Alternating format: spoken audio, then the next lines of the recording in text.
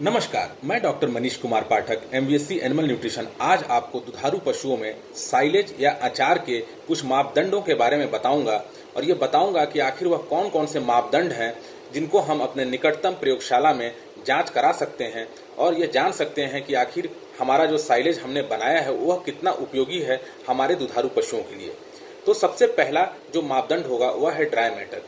जब कभी भी हम पानी अपने साइलेज से निकाल देते हैं और जो पदार्थ हमें बचा हुआ मिलता है उसको हम लोग ड्राई मैटर बोलते हैं।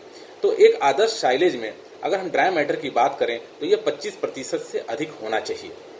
अगर हमारा साइलेज का ड्राई मैटर 25% से अधिक नहीं होगा तो हम ये मान लेंगे कि हमारे साइलेज में जो एनर्जी और प्रोटीन की जो दर होगी वह कम होगी और इस प्रकार हमारे पशुओं को भी एनर्जी और प्रोटीन कम मिलेगा।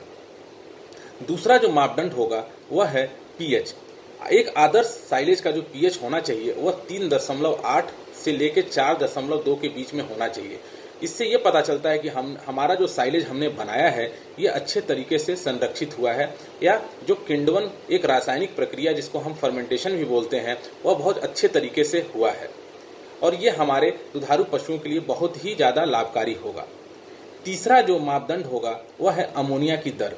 अगर हमारे साइलेज में अमोनिया की दर 10% से ज़्यादा है तो हम ये मानेंगे कि जो किण्वन जो एक रासायनिक प्रक्रिया है वो अच्छे तरीके से नहीं हुई है और ये अमोनिया की जो दर होती है अगर ये ज़्यादा होगी तो हमारे दुधारू पशुओं के लिए ये अच्छा नहीं माना जाएगा और इस प्रकार हमारा जो साइलेज है इसको हम अच्छे श्रेणी में नहीं मानेंगे। जो चौथा जो मापदंड होगा वह है क्रूड प्रोटीन या प्रोटीन, जिसको हम लोग अपने निकटतम प्रयोगशाला में जरूर चेक करवाएं। जो प्रोटीन की जो दर होनी चाहिए एक आदर्श साइलेज की वह 9% से लेकर 11% के बीच में अवश्य होनी चाहिए। अगर इससे कम है तो भी हम ये मानेंगे कि हमारा उद्देश्य है साइलेज बनाने का कि जो एनर्जी या प्रोटीन की बात हम करते हैं कि अधिकतम एनर्जी और प्रोटीन हम अपने साइलेज से लेंगे वो हमें नहीं मिल पाएगा। इसके बाद हम बात करेंगे एनर्जी की। हमारे साइलेज में जो एनर्जी होनी चाहिए वह 10.5 मेगा जूल प्रति किलो ड्राई मैटर से लेके 12.5 मेगा जूल प्रति किलो ड्राई मैटर से अधिक होना चाहिए, तभी हमारा साइलेज बनाने का उद्देश्य पूरा होगा। इसके बाद जो मापदंड होते हैं जिनको हम अपने निकटतम प्रयोगशाला में जरूर जांच करवाएं वह है एनडीएफ, एडीएफ। एनडीएफ का मतलब होता है न्यूट्रल डिटर्जेंट फाइबर, एडीएफ का मतलब होता है एसिड डिटर्जेंट फाइबर।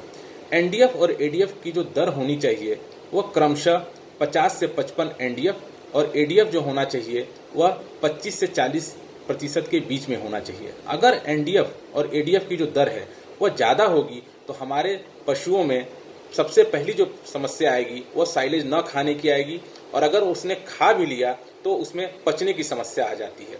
इसलिए हमें ध्यान रखना है कि जब कभी भी हम साइलेज बनाएं तो हम उसको प्रौढ़ अवस्था में जो हमने घास चुना है साइलेज बनाने के लिए उसको प्रौढ़ अवस्था में न काटें, उसको थोड़ा जो है जब कभी भी हम काटें उसको यंग स्टेज में काटें।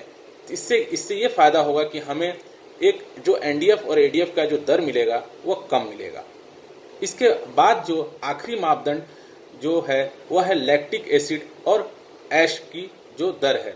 लैक्टिक एसिड अगर हमारे साइलेज में 8% से 10% के आसपास है तो हम ये मानेंगे कि हमारा साइलेज बहुत ही अच्छा बना है, क्योंकि लैक्टिक एसिड की वजह से ही जो एक अच्छी खुशबू आती है या जिसको हम बोलते हैं मीठी खुशबू आती है हमारे साइलेज में वह लैक्टिक एसिड की वजह से ही होती है। तो इसलिए हमें ये जानना बेहद जरूरी है कि जो भी हमारा साइलेज में जो खुशबू है वो लैक्टिक एसिड की वजह से है। और आखिरी में मैं बोलूँगा कि हमें ऐश को भी अपने निकटतम प्रयोगशाला में जरूर जांच करवाना चाहिए। जो ऐश का जो दर होता है वह 10% से कम होना चाहिए। अगर हमारे ऐश का प्रतिशत 10% से ज़्यादा है तो हम ये मान जाएंगे कि हमारा जो साइलेज है उसमें जो मिट्टी का प्रतिशत है वो ज़्यादा है।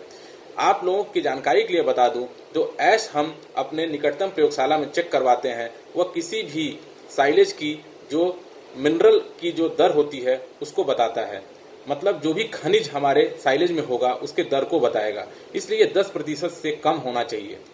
तो मेरे प्यारे पशुपालकों, जो जो चीज़ें आज मैंने आपको बताई हैं कृपया करके आप इन मापदंड को नोट कर लीजिए और जब कभी भी आप साइलेज बनाएं तो कृपया करके आप अपने निकटतम प्रयोगशाला में इनका विश्लेषण करवाइए और यह जान लीजिए कि आपका साइलेज कितना ज़्यादा उपयोगी है आपके दुधारू पशुओं के लिए। धन्यवाद।